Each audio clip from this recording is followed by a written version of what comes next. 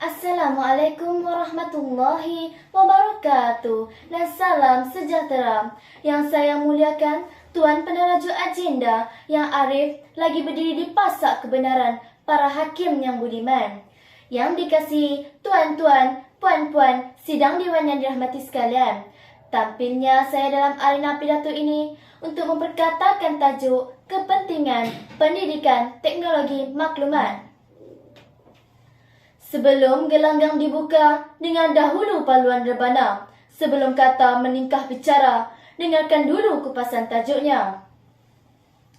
Apa itu pendidikan teknologi maklumat? Dan apa itu pendidikan? Menurut Profesor Dr. Siddiq Baba dalam bukunya yang berjudul Pendidikan Rabbani. Pendidikan ialah proses memberikan asas asuh, pupuk dan bentuk. Para pelajar tidak semata-mata menerima pengetahuan, maklumat dan ilmu. Sebaliknya, diasuh terampil cemerlang dari sudut ilmu, peribadi dan akhlak. Seterusnya, izinkan pula hamba menerangkan apa itu teknologi maklumat. Teknologi ialah ciptaan baharu hasil inovasi dan sains. Teknologi maklumat ialah ledakan komunikasi baharu dengan menggunakan peranti input dan output. Berbantukan komputer. Asasnya mudah. Komputer dan talian. Melalui talian dan komputer, dunia menjadi sangat kecil. Sekecil hujung jari.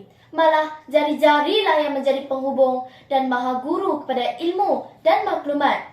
Dewasa ini, dunia teknologi maklumat sangat cepat, pantas dan tuntas. Mengakses maklumat tidak lagi memerlukan sel komputer yang besar. Memadai dengan sebuah komputer mini sebesar buku latihan atau telefon pintar yang boleh digenggam.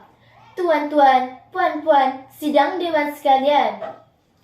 Klausa kepentingan pendidikan teknologi maklumat bolehlah diartikan sebagai satu usaha asuh, pupuk dan bentuk, yakni mengasuh, memupuk dan membentuk manusia berbantukan teknologi baharu. Dalam gelanggang pidato ini, saya ingin mengupas bagaimana teknologi maklumat menjadi warna penting dalam pendidikan, khususnya untuk pelajar di sekolah. Melalui teknologi maklumat, para pelajar bukan sahaja boleh berinteraksi dengan rakan dari serata dunia, malah para pelajar boleh berinteraksi dan berdiskusi tentang pelajaran. From VLE misalnya menyediakan ruang pembelajaran atas talian atau disebut virtual learning. Pembelajaran maya ini menyediakan ruang yang luas untuk para pelajar, guru dan ibu bapa berinteraksi antara satu sama lain. Bahan pembelajaran boleh dimuat turun, hasil tugasan pula dimuat naik setelah disiapkan. Dalam tempoh yang singkat, murid boleh mendapatkan maklum balas daripada guru. Bagaimana pula dengan media sosial yang menjadi kegilaan sekarang ini? Media sosial seperti Facebook, Twitter, Instagram, WeChat, Telegram dan sebagainya boleh dimanfaatkan untuk pendidikan. Murid-murid, guru-guru bersama ibu bapa boleh mewujudkan kumpulan-kumpulan perbincangan tersendiri seperti kumpulan UPSR. Melalui kumpulan ini, ahli boleh mengemukakan apa jua persoalan, kemusykilan berkaitan peperiksaan. Guru-guru pula boleh memberi tip-tip berguna untuk diamalkan. Malah melalui pautan fail, urusan muat naik dan muat turun boleh dilakukan. Dalam kaedah pembelajaran atas talian, kumpulan dibincangkan seperti ini disebut sebagai forum. Antara universiti menggunakan kaedah ini ialah Universiti Terbuka Malaysia.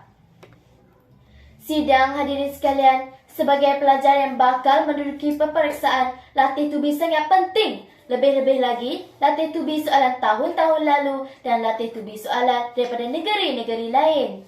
Soalan-soalan ini sebenarnya sangat mudah diperoleh melalui internet. Terdapat banyak laman sesawang dan blog yang menyediakan kemudahan mengakses soalan-soalan ini secara percuma. Nah, apa tunggu lagi? Sampai sudah di air, pendayung sudah di tangan. Mudiklah ke hilir atau tongkahlah ke hulu. Ambil peluang membuat turun bahan tersebut. Jangan lupa disimpan dalam pemacu dan dicetak untuk latihan. Zaman ini zaman atom. Zaman milenium, zaman canggih dan zaman sibuk. Masa berlalu begitu cepat. Ibu bapa terbabas untuk mengetahui. Ibu bapa terpaksa menggadai masa untuk menyara keluarga sehingga terbabas untuk mengetahui perkembangan sekolah anak-anak. Tidak mengapa, usah khawatir. Kementerian Pendidikan Malaysia telah membangunkan satu sistem yang dinamakan Sistem Analisis Peperiksaan Sekolah atau SAPS.